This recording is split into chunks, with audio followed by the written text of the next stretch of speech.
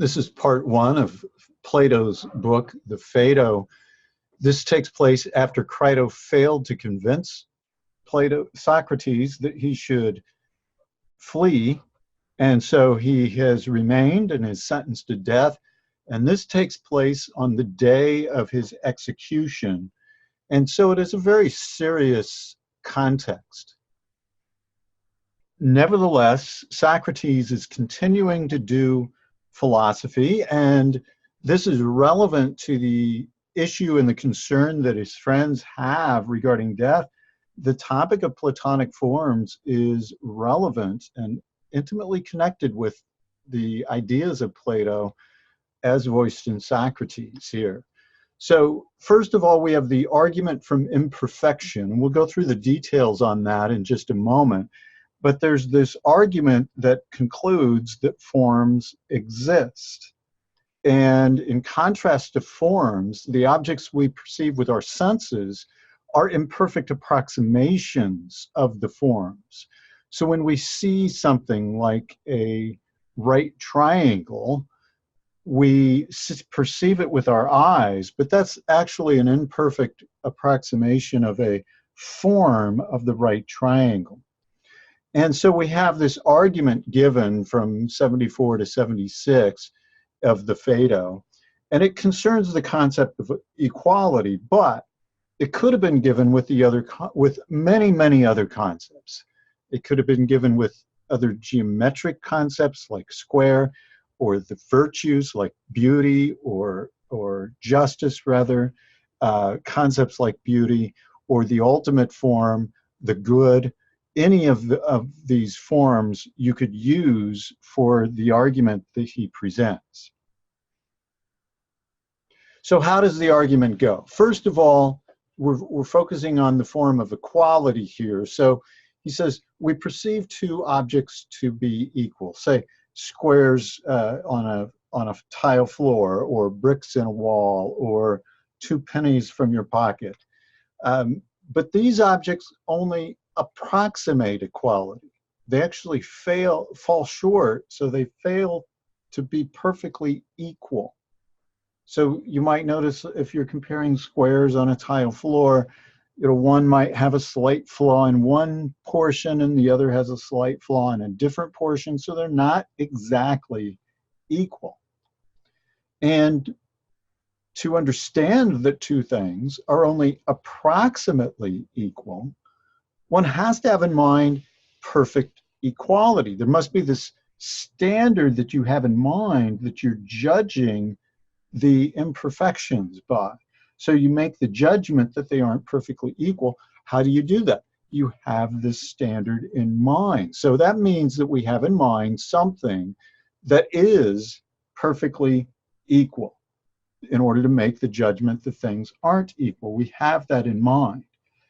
Now, this will call back to Parmenides, this idea that if we have that in mind, that means there is something that is perfectly equal that we have in mind in such cases. Now, Parmenides used that type of argument broadly to cover absolutely everything.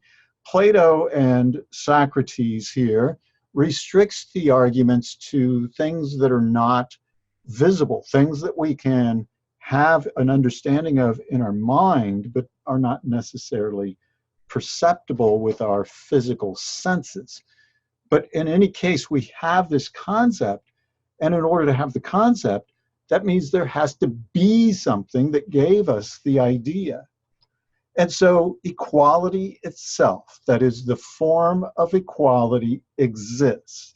It is distinct from any sensible object, and we have this conclusion that from this comparison of two things falling short, we can conclude that there is a form of equality. Now, as we mentioned on the previous slide, we can make this argument with any number of geometric objects, concepts like beauty, virtues like justice, and even the form of the good, the ultimate form.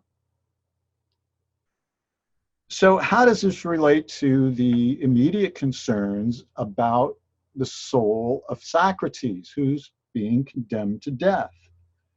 Well, the conversation goes that the forms exist in a realm separate from our sense perception, right? We don't perceive forms with our eyes or ears.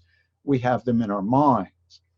So we have this awareness of their existence due to our pre-existent souls. Now, this idea of a pre-existent soul would have already been accepted by the friends conversing with Socrates, Cebes and Simmias, for example. And the idea there was that we recover our previous knowledge when we are exposed to certain sensations. This idea of recollection, this idea of learning in a sense that we normally think about it, is actually impossible. But instead, we have this knowledge that our souls had prior to our experiences. Our experiences just help us recollect them. So Socrates proposes the existence of the forms as the best way to explain our knowledge. Learning is actually nothing other than recollection, recalling what we knew in our soul prior to our living the life we have now. And that's more thoroughly explained in the book, The Meno. And so if learning is a process of recalling knowledge from prior to birth, that means the soul must have existed prior to birth. So this is how our concerns about the forms and then knowledge of the forms is then related to our concerns about the soul. Thus, the soul is immortal if it existed prior to birth. So let's think about this a little more carefully, how the relevance of the forms connect here. So consider any of the forms, and let's just take right triangularity, right? The form of being a right triangle. That form is not grasped by the senses, right? The senses may prompt the idea to exist in our mind, to come to our mind to focus on that idea that's already there, right? But they're not grasped by the senses, but by the mind. They are more stable. That which is invisible is eternal. It's more real than that which is visible. Think of the arguments of Pythagoras about music and ratios and the right triangle, the Pythagorean theorem. And Plato and Socrates here accepts those same views that Pythagoras had. So the sensible realm is much like Heraclitus described it, right? Constantly in flux, constantly changing. But the invisible realm is as Parmenides described things, right? Unchanging, never changing, no motion, just eternally the same. So you can see those arguments at 78 through 79. Thus, the things that are in flux are in the sensible realm, while nothing comes into existence or goes out of existence in the invisible realm. So we have two different realms, a sensible realm, the physical or material realm, and then we have the immaterial realm. And in the sensible realm, things are constantly in flux and changing and coming and going into existence and out of existence, but whereas in the immaterial realm is eternal, unchanging, and things don't go into or out of existence. So this now relates to the soul. The soul is simple. It's not composite, so it can't break down. It belongs to the invisible realm. We don't observe the soul directly with our senses. So, like the other things that belong to the invisible realm, the soul is eternal. So Socrates is comforting his friends with the idea that he's not going to die because the soul is eternal. So the soul is most like the divine. Socrates describes it as intelligible, indissoluble, it is deathless, it is uniform, it is not composite. So in other words, it's simple, so it cannot be broken down into parts. But in contrast, the body is a composite, right? It's destructible. It is unintelligible in the full sense of knowledge. It's certainly changeable. We all experience changes in our bodies, either the growth and the development or the decay that all of us experience if we live long enough. So thus, there is no need to fear death. Right? The soul is going to continue to exist, even though the body will fall apart. Okay, so some maybe trivial things, less important things that Socrates says about the soul. So he describes what happens after death. He supposes that the souls of gluttons and drunks would be in the company of donkeys or asses, right? And those souls that enjoyed war and conflict will be among the wolves and the hawks, or kites, as some translation calls them. And so souls continue to exist, but they might be embodied in these kinds of creatures according to how one lived their life. So this is similar to Pythagoras. The souls of philosophers, though, the ones who are truly doing philosophy and focusing on the forms in the eternal realm, are going to be among the gods. That's where they're going to be hanging out. And the more attached one is to pleasures and pains, the more the soul is united to the body. So Socrates talks about the soul being riveted to the body through great pleasures and great pains, and that's a problem. That's problematic, and he describes that's why people think cemeteries are haunted. The souls are just knit to the body, so they hang out in those dark places. But in the contrast to that, death is actually a goal for philosophers.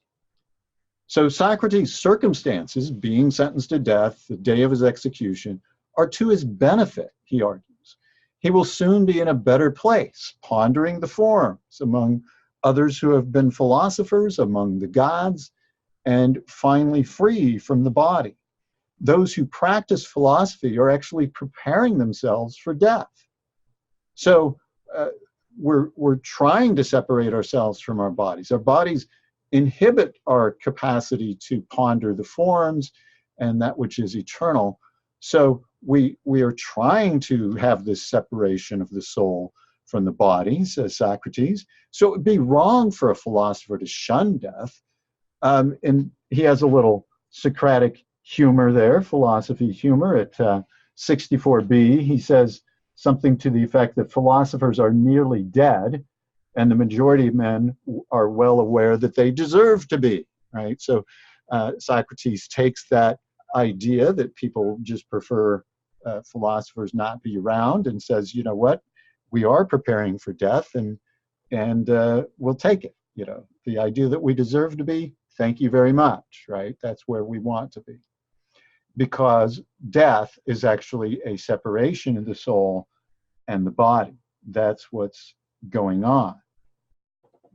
So doing philosophy, the practice and the art of philosophy, actually separates the soul from bodily concerns, and you see that in several places there in the early part of the Phaedo. Now there is one other concern here in part one that we will address before we get to the arguments more thoroughly developed about the soul. And that is a concern about being a misologue. So you have the text locations there.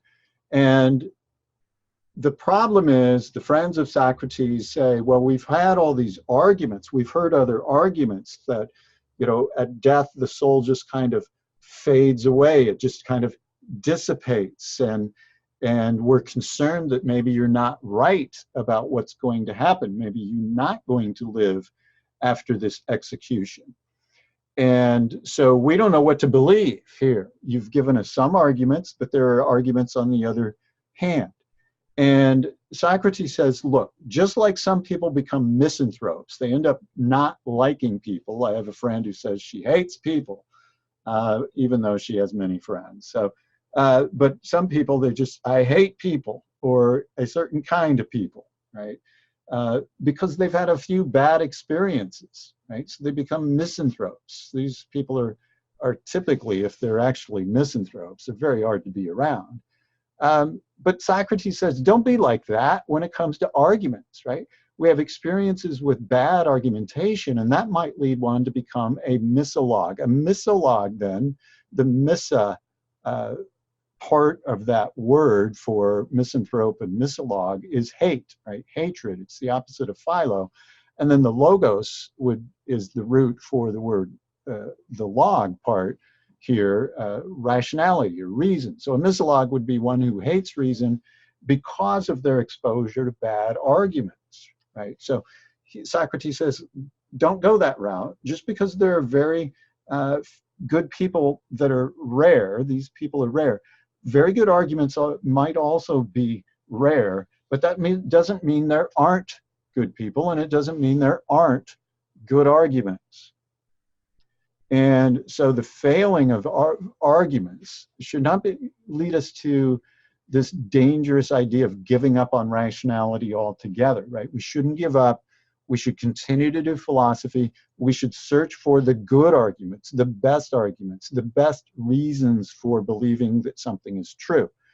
And so we'll close part one on this idea that we need to continue to pursue the truth, even in this situation where Socrates is facing death.